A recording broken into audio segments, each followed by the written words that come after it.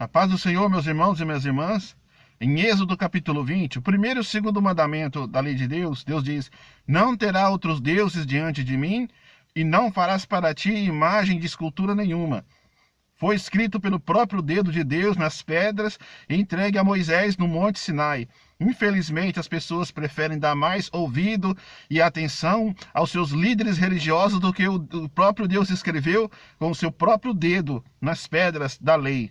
Infelizmente, as pessoas não dão ouvido à voz do Senhor, à palavra do Senhor, fazendo assim semelhantes a Adão e Eva, que ouviram e receberam um mandamento de Deus e preferiram dar ouvidos a Satanás e a serpente, que enganou Eva e fez eles caírem em pecado e em transgressão, trazendo assim condenação para toda a humanidade. Infelizmente, as pessoas dão mais ouvido e mais atenção ao diabo, à serpente, a Satanás, do que a voz do Senhor quando clama aos quatro cantos da terra. É necessário a gente parar, entender e refletir. O próprio Deus escreveu com seu próprio dedo em tábuas de pedra, escrevendo os 10 mandamentos, qual os 2 primeiros encabeçam: não terás outros deuses diante de mim, e não farás para ti imagem de escultura nenhuma figura. Aí talvez você pode perguntar, mas o que tem a ver? O que tem a ver eu fazer, colocar uma imagem, fazer uma estatueta ali? O próprio Deus disse que não é para fazer, e ponto final. Não dá, a gente não pode questionar os mandamentos de Deus. Não podemos questionar o que Deus diz, o que Deus fala, o que Deus pensa. Ele é Deus, Ele é Senhor, Ele é o Todo-Poderoso. Morreu por nós numa cruz, quando veio um ser humano em carne. Morreu por nós para nos salvar de uma geração perversa, de um mundo de pecado, de horror, salvar de uma condenação. E o próprio Deus nos revelou a sua palavra, a sua verdade, mas nós, infelizmente, seres humanos, preferimos escolher o que nós acreditamos na Bíblia. Não é verdade? As pessoas escolhem o que quer acreditar, porque quando vamos pregar os mandamentos da lei de Deus, não pode isso, não pode aquilo, foi feito por homens, foi escrito por homens. Mas a própria palavra, a mesma palavra que foi escrita por homens, que diz os mandamentos, também escreveu sobre Maria, sobre Pedro. Mas se eu dou atenção, então, a Pedro, a Paulo, a Maria, e não dou atenção ao que Jesus pregou, da onde que saiu Maria? Como é que você sabe que existiu Maria?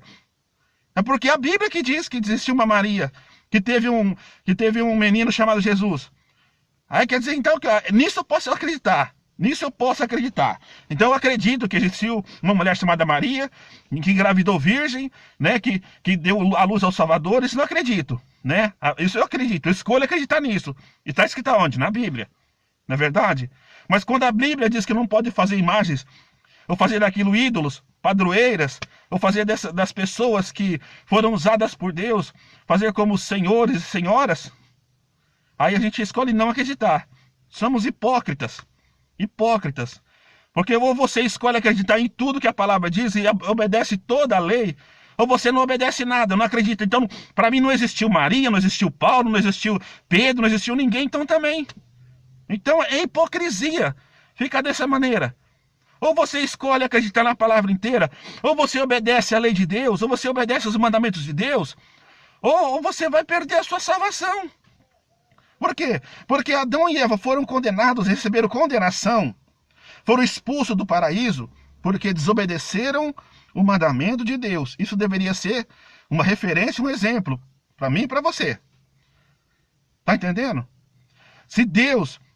Ele trouxe condenação para aquele casal que não conhecia praticamente nada sobre Satanás e a verdade. Imagina nós que conhecemos toda a história. Aquele casal nem conhecia Satanás, nem sabia quem era Lúcifer. E foram enganados e trouxeram para si condenação. Foram expulsos do paraíso, perderam a comunhão com o Espírito Santo. Nós conhecemos toda a história.